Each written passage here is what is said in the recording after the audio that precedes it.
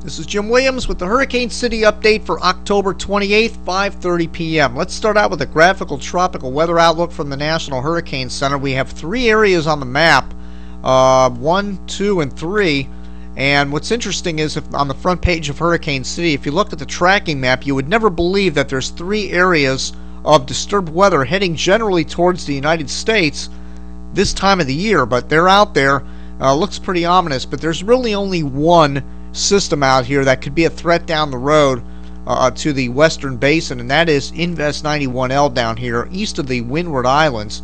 This is Invest 92 up here near Bermuda, and this is going to recurve or pass over Bermuda, but it's going to be a very weak system because it's wrapped in an upper level low. And this system out here, the National Hurricane Center has indicated could become a storm at any time, but it's also undergoing southwesterly wind shear like all these systems are at the moment. But this one here should pass into the North Atlantic without affecting anybody. So basically 91L is the one that everybody needs to pay close attention to. Before I get to the specifics on all these invests, I want to talk about Hurricane Richard. Now, Richard came ashore on Sunday night in Belize, and here's the coast of Belize. And there were a lot of buildings here on the coast and along the canals and waterways in Belize City that were flooded during Hurricane Richard as it came in just south of the city as a Category 1 hurricane with 90-mile-per-hour winds, and that continuous southeast fetch for hours and hours pushed a lot of that water into rivers such as the Haulover River and overflowed its banks and flooded a lot of homes in Belize City. Last I heard, there were about 200 homes were flooded, and about 16 or 20 of them were seriously damaged to where they can never be rebuilt again.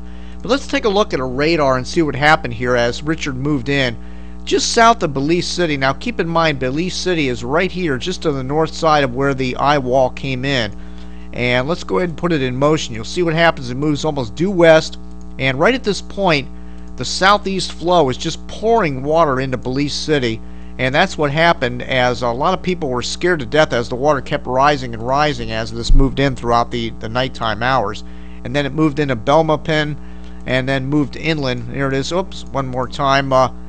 Let's go ahead and take it back one more time, a few frames, and there we go. It goes inland, and then it starts to dissipate inland. I want to mention that we do have a video clip available to archive subscribers with some of the most interesting moments as this was making landfall. I spent the last couple days editing this down, and I think it's really interesting. It's narrowed down to about 12 minutes. And I know we haven't done many hurricane warning shows this year, and there hasn't been any archives for people because most of the hurricanes have been down in the Caribbean or in Mexico, and we generally don't cover Category 1 hurricanes or Category 2 hurricanes down in the Caribbean. And we cover them if they're major down in the Caribbean, and we cover all hurricanes when they hit the United States. Well, the United States hasn't had any landfalling hurricanes this year, so there hasn't really been any archives. So I decided to go ahead and throw this up for archive subscribers. It's very interesting, 12 minutes long. It starts out with the Hurricane Watch Net audio of the approach of Hurricane Richard in Belize, and then you'll hear radio stations as residents were calling in frantically asking for help as the waters were rising. Here's a clip from that archive for the archive subscribers, and listen carefully. You hear one woman describing people crawling into the attic. Okay. A family on Reggae Street needs help. Right behind Bishop Building on Reggae Street itself.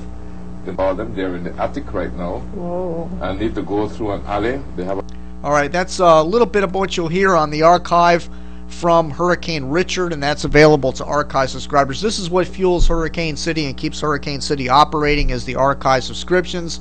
And whenever you're in a hurricane, or you are away from your computer, or you're maybe out of town or whatever, and you want to go back and kind of see what happened with a hurricane on the internet, tune to Hurricane City and look at the archives, become an archive subscriber, and you can get all the past hurricanes that hit land and see how it was covered on the internet.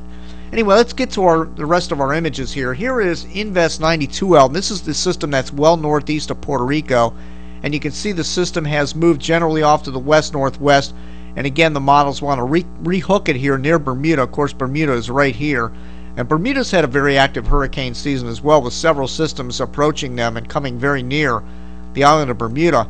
Here are the models on this system, and again, here is Bermuda right there, and most of the models just recurve this just east of Bermuda, and they all keep it very weak as a tropical storm.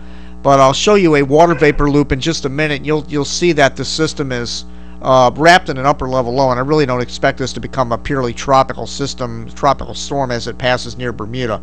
But people in Bermuda need to be aware that there's a system out there to your southeast. We also have Invest 91L. That's the one I stated that we have the most concern over. This system has been moving generally off to the west, just north of due west, and it's going to sneak into the Eastern Caribbean Sea and the Windward Islands, and that's where we're going to have to watch this closely.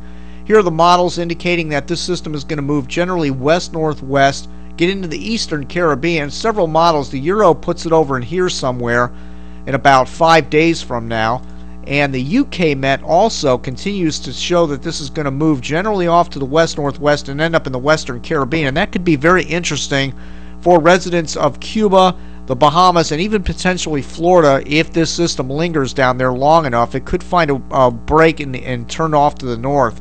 So we need to watch that closely. Several other models, such as the H-Wharf and the GFS model, want to turn it up in here. The H-Wharf takes it up like this. So everybody in the Northern Caribbean Sea needs to pay close attention to Invest 91L. Now, in the next updates over the next few days, I'll narrow it down with what the models are thinking. We'll run all the models and see what the consensus is amongst the models and what's performing the best. But when you have an invest like this, the models are very erratic and very untrustworthy.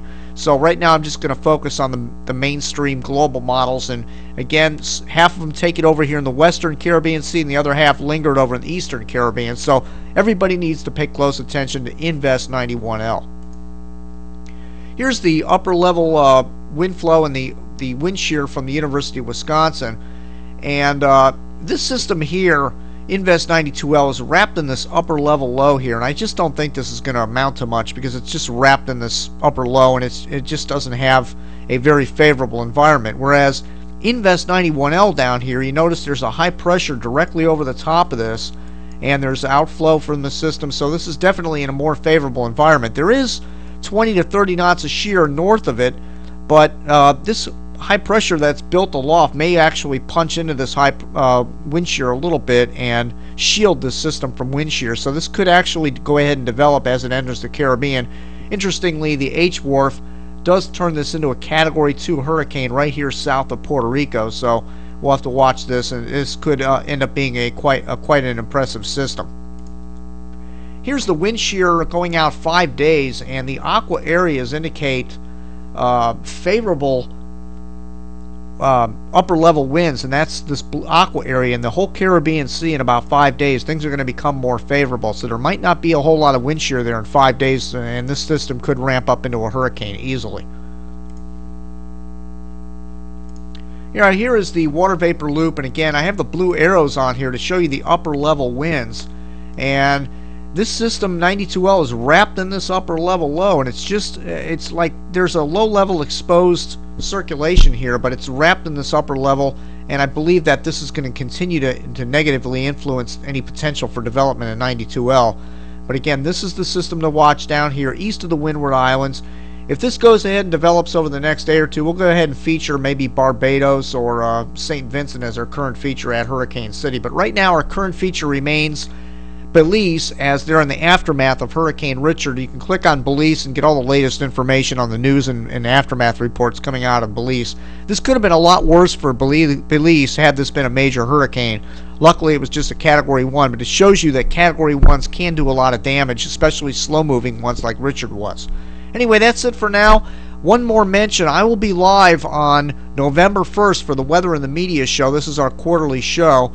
I'll be live on November 1st. I think that's Monday night coming up for about an hour or two. And what we're going to do is talk about, because the show is the Weather and the Media show, we're going to talk about the media and how they've been covering tropical systems this year. It seems like they're jumping on every single system. I mean, even these weak tropical storms, the Weather Channel is driving all the way down to South Florida, for example, for Tropical Storm Bonnie. And I want to know your opinion on this. We'll take your telephone calls. Do you think the media is overdoing a lot of systems this year because maybe they haven't had a lot to talk about? They're just jumping on every little system that comes near the United States. Give us your opinion on that. Monday night, I'll be in the studio. We'll go over some images and what's happened so far this hurricane season and what's going to happen the rest of the season on November 1st. 8 p.m. Eastern Time. Mark your calendars for that. I'll have another update before the show. That's it for now. Thank you again for visiting Hurricane City.